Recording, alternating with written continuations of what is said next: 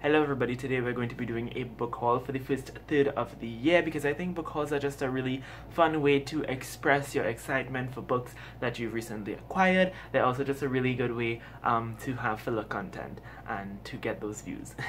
Subscribe! Before we get into this book haul though, I just wanted to say a huge thank you to 3,000 subscribers. What is wrong with y'all? Why do y'all like me so much? That don't make sense. I'm just so completely and incredibly grateful and humbled. It's unfathomable to imagine that 3,000 people at some point decided that they wanted to subscribe to me when I barely know like 3 people in real life. Y'all just click that subscribe button. It just makes me so happy to know that, and I'm so glad that people take something away from these videos. So thank you so much. In celebration of this, I will be doing a 3K Q&A. In the comments down below, leave any question that you have. You could also at me on Twitter or Instagram at Saajid Hussain. Make sure to follow me there as well as I'm mentioning it. Now that that's been established, let's just jump straight into the haul. So the first book I have here is Born a Crime by Trevor Noah. It is a memoir about Trevor Noah's life growing up in South Africa as a half-black, half-white boy, which at the time during apartheid was illegal, hence the title Born a Crime. I listened to this on audiobook and I really loved it, and then I went and I bought the physical copy. I don't know why I did that, because if I want to revisit this book, likely I would just go back to the audiobook, but I'm so glad to have this because it's just so pure. It's beautiful. I love this cover. It's really gorgeous, and I don't know, I just feel like I want to support Trevor Noah because he's awesome and I really like him. The next book that I got was Love, Hate and Other Filters by Samira Ahmed, which you might have heard about. It was getting a lot of hype back in January when it first came out. I was privileged enough to receive an ARC in December because I'm fancy like that, and I read it back then and I absolutely enjoyed it. It was such a beautiful and fun and cute read. It's basically about a girl called Maya Aziz who is going through the motions of life being an Indian American Muslim girl. Parents want her to live this kind of life, but she wants to live this kind of life. She likes this boy, but then this boy also likes her, so she's very confused about the choices and the options that are laid in front of her. And halfway through the book, a terrorist attack happens in the United States, and the main suspect for the attack has the same last name as Maya, so she and her family goes through like a whole set of Islamophobia before it's revealed as to what really went down. If you really love the typical cheesy YA novel but with a twist on it,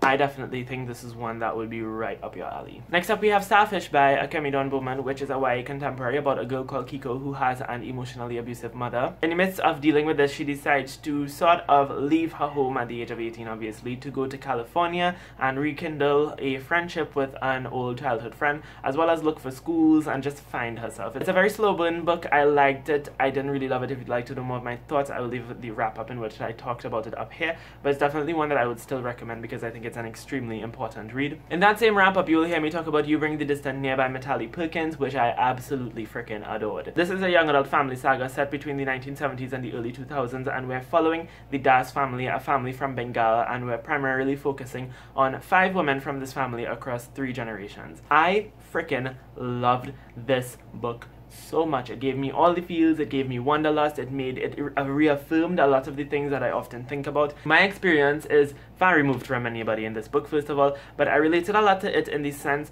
that I think a lot about nationality and identity and ethnicity and race and all of those things and how they intersect to make life so complicated, and I think this book is a book that is essentially about that. It's a book that negotiates those identities and show you how these women have to try to navigate spaces based on who they are and where they come from and what their background is, and I love it for that reason. Then we have A Girl Like That by Tanaz Bathena, which also might be the best book that I read for the year as well, but there's a little thing that I'll talk about in a minute. This is basically the story about an Indian girl who's originally from Mumbai, living in Saudi Arabia with her aunt and uncle as a minority. She and her boyfriend, who's originally from Mumbai as well, both die in a car accident, so we backtrack to like in the years before, and it's leading up to how this event happened, and we're viewing it from the perspective of her boyfriend, as well as 2 other people. I absolutely loved this book. It kept me on the edge of my seat. I buddy read it with one of the best persons on the face of the planet, which is April from April Yes Maximus. She's one of my 3 favorite Australians next to Yasmin Abdel Majid and Kirsty, and reading it with her encouraged me to like read it faster than I usually would read a book, so I was just so engrossed in this book. I was so like involved in the story and I loved it. I enjoyed it. I love what it had to say about like race and religion and being a minority and all of those different things. I will say that the book has gotten a lot of shit from Saudi Arabian people who believe that it sort of misrepresents life in Saudi Arabia, so that's definitely something that should be considered before going into this book. Don't go into this book thinking that it is the utmost best representation of Saudi Arabia, although it could be because I think the author is of the same, it's an Unknown Voices book, so the author is of the same ethnicity as the main character, so perhaps she was drawing from her own personal experiences, which might have been negative. I don't know, I can't speak to any of the representations in here. I'm not like anybody in here. It might not be the best rep of Saudi Arabia, so definitely be cautious of that. I will talk about that and my opinions on that a little bit more in my April wrap-up, but I still highly recommend it because I absolutely loved the shit out of this book. Now we're going to talk about a couple of books that I haven't read as yet. We have Allegedly by Tiffany D. Jackson, which is a young adult thriller, and I don't typically read thrillers, which is why I'm hoping I like this book, because I basically have nothing to compare it to, especially considering that a lot of people have like really mixed opinions on this one. Like some people really like it, some people really don't, some people think it's meh. I don't know what I will think of it when I go into it, but I'm still very much looking forward to it because it is basically the story of a black girl who is accused of killing a white baby when she is younger, and then as she grows up she realizes that might not have necessarily been the case. I believe she's also like an unreliable narrator or something like that. I don't know, is she even narrating this book? Probably, yeah, I think so. Then we have My Sunshine Away by M.O. Walsh. I have literally no idea what this book is about. My cousins gave me this as a gift because they're visiting from the United States, and it's basically set in Louisiana, a coming-of-age tale that's part mystery, part family drama, part love story. It begs to be read slowly. I usually know a lot about books before I go into them or before I purchase them, so maybe this one could be like one of those books that I just go into knowing nothing and then come out really enjoying it. Or not, we'll see what happens when I do actually get around to it. Et finalement, we have The Astonishing Color of After by Emily X. Arpan, which is the book that I'm probably the most excited for in this entire haul. This is one of my most anticipated releases of 2018, and it's basically the story of a girl whose mother dies by suicide, and she leaves America to go to her mother's homeland of Vietnam, where she visits her maternal grandparents. And while she's there, she sees a bird, and she believes that this bird is a reincarnation of her mother. It's a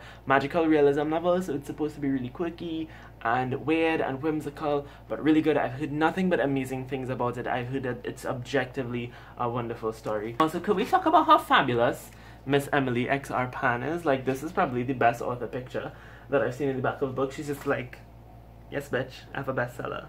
Back it up. Woo, I bent it. Sorry, Emily. It's okay, girl. Don't tell nobody. Anyways, that's going to be it for this video. Obviously, if you have any thoughts on any of these books, leave them in the comments down below. Don't forget I'm sleepy. Don't forget to leave your questions in the comments down below, as well on Twitter and Instagram, wherever you feel the most comfortable. Just make sure and at me, make sure a bitch can see it, because I don't want to not see it. And then you'll come for me in the comment section of my Q&A video being like, Saajid, my fucking question, you fucking bitch. Don't do that. Like, let's make sure I could see the comment or the question, right? So thank you so much for watching. Again, I hope you have a lovely, lovely day, and until next time, inshallah, keep reading.